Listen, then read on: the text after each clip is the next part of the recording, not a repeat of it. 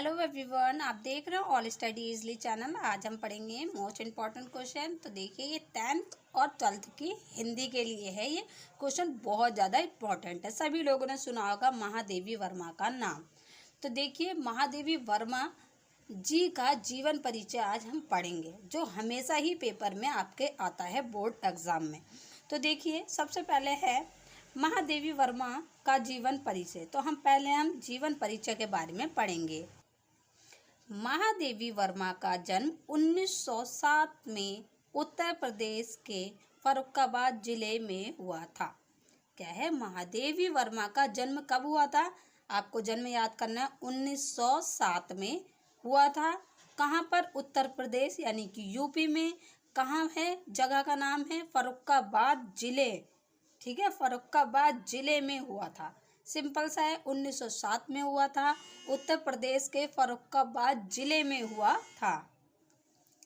इनके पिताजी का नाम श्री गोविंद प्रसाद था। इनके पिताजी का नाम क्या था? श्री गोविंद प्रसाद था।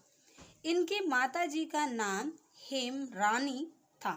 पिताजी का नाम था श्री गोविंद प्रसाद और मम्मी का नाम क्या था? हेम रानी था। इनकी प्रारंभिक शिक्षा इंदौर से हुई। कहाँ से हुई? इंदौर से हुई। क्या चीज़ हुई? शिक्षा हुई। प्रारंभिक यानी कि स्टार्टिंग शिक्षा इंदौर से हुई है। इन्होंने प्रयाग विश्वविद्यालय में संस्कृत में एमए किया। क्या किया? इन्होंने प्रयाग विश्वविद्यालय से संस्कृत में एमए किया। किस में किया? संस्कृत में एमए किया। प्रयाग विश्वविद्यालय से किया है। ठीक है। इन्होंने लंबे समय तक प्रयाग महिला विद्यापीठ की प्रधानाचार्य के पद पर कार्य किया। इन्होंने क्या किया? प्रयाग महिला विद्यापीठ की प्राचार्य के पद में कार्य किया।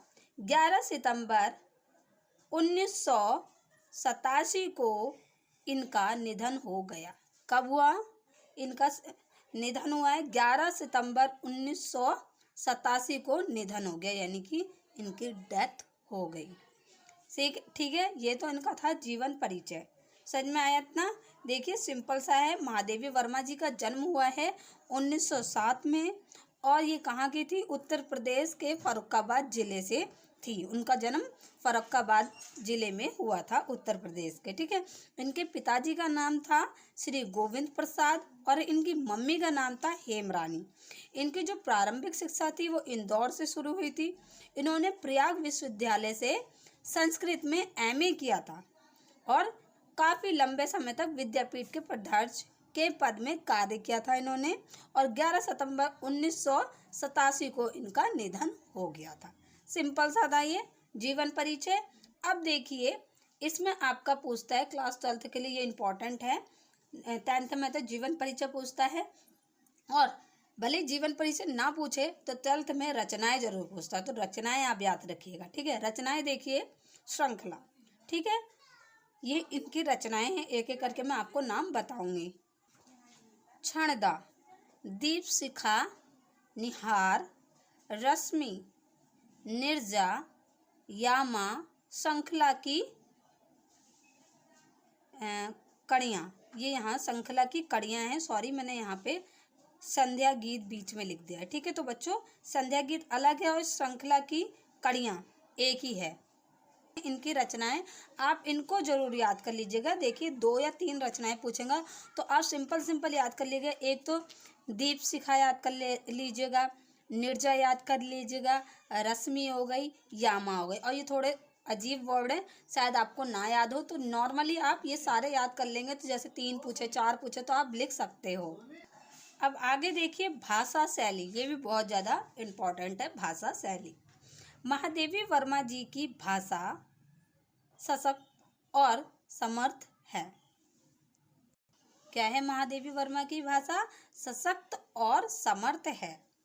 आपने संस्कृत प्रधान शुद्ध साहित्यिक भाषा को अपनाया है। उन्होंने क्या है?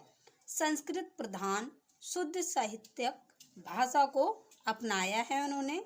आपने उर्दू फारसी के लोकप्रिय शब्दों का प्रयोग किया है। उन्होंने क्या है, उर्दू और फारसी के लोकप्रिय शब्दों का भी उन्होंने उसमें यूज़ किया है। उनको आती थी, उन्होंने सीखा था, तो उन्होंने क्या है, जो उनको अच्छा लगता था तो उन्होंने उर्दू और फारसी का भी उसमें यूज़ किया है।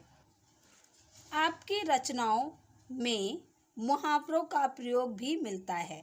जो महादेवी वर्मा हैं उनके जो रचनाएं हैं, भाषा शैली हैं, उनमें क्या है, मुहावरों का भी प्रयोग उनको मिलता है। लोगों ने पढ़ा है, सभी लोगों ने पढ़ा है, ठीक है। तो उनके जो शैली, तो उनकी रचनाओं में क्या है, मुहावरों का भी प्रयोग मिलता है। आपकी भाषा में चित्रों को व्यक्त करने की क्षमता है, और उन्होंने क्या है, चित्रों के माध्यम में से भी क्या है, व्यक्त करने की क्षमता पाई गई थी। वो चित्रों के माध्यम से भी सब कुछ समझा लिया करती थी। अब आगे देखिए, साहित्य में स्थान। अब क्या है, साहित्य में स्थान। महादेवी वर्मा हिंदी साहित्य की विख्यात कवित्रियों में से एक है। अब देखिए, वो कवि भी थी, ठीक है ना। जो महादेवी वर्मा हैं वो कवि भी थी। जिस प्रकार आपने हिंदी साहित्य को अपना योगदान काव्य के रूप में दिया है, उतना ही योगदान आपका गद्य साहित्य में भी है।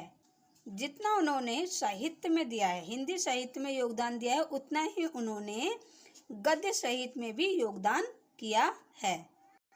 बच्चों, पीछे मेरे पड़ोस में गाय बहुत ज़्यादा चिल्ला रही, तो प्लीज़ आप लोग उसको इग्नोर कीजिएगा। इसके वजह से मेरी वीडियो में बहुत ज़्यादा प्रॉब्लम क्रिएट होती है, वॉइस की बहुत चिल्लाती है ये। इसके वजह से ही मैं डेली वीडियोस पोस्ट नहीं कर पाती हूँ, तो आप लोग इसको इग्नोर कीजिएगा। अब आगे देखिए, आप मीरा और सरस्वती बनके हिंदी साहित्य के नील वर्ण आकाश में हमेशा चमकती रहेंगी। ये किसके लिए कहा गया है, महादेवी वर्मा जी के लिए कहा गया है। मीरा और सरस्वती बनके हिंदी साहित्य के नील वर्ण आकाश में हमेशा चमकती रहेंगी। तो बच्चों, ये था महादेवी वर्मा का जीवन परिचय। आई होप मेरी वीडियो हेल्पफुल रही होगी। अगर हेल्पफुल रही तो प्लीज़ चैनल को सब्सक्राइब कर लीजिए और बेल आइकन जरूर दबाएं ऐसे आने वाली वीडियोस के लिए। आप चाहो तो इसका स्क्रीनशॉट ले सकते हो।